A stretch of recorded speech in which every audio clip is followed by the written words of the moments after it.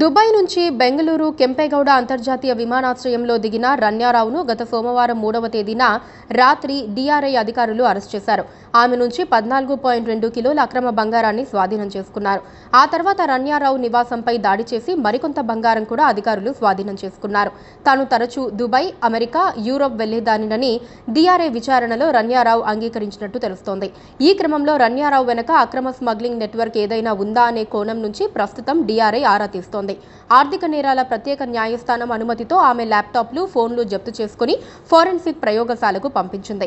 ఆమె బంగారం తరలించే సమయంలో విమానాశ్రయంలో వీఐపీ ప్రోటోకాల్ను దుర్వినియోగం చేశారని, తన సవతి తండ్రి సీనియర్ ఐపీఎస్ అధికారి రామచంద్రారావు పేరును ఉపయోగించుకున్నారనే ఆరోపణలు వచ్చాయి.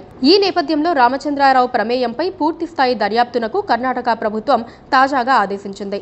కేసు విచారణ అధికారిగా అదనపు ప్రధాన కార్యదర్శి గౌరవ్ గుప్తాను నియమించింది. వారం రోజుల్లోగా నివేదికను అందించాలని కూడా ప్రభుత్వం ఆయనను ఆదేశించింది. కస్టమ్స్ స్క్రూటీ నుంచి తప్పించుకునేందుకు రామచంద్రారావు పలుకుబడిని ఆమె ఉపయోగించుకుని ఉండవచ్చని ఇన్వెస్టిగేటర్లు అనుమానిస్తున్నారు.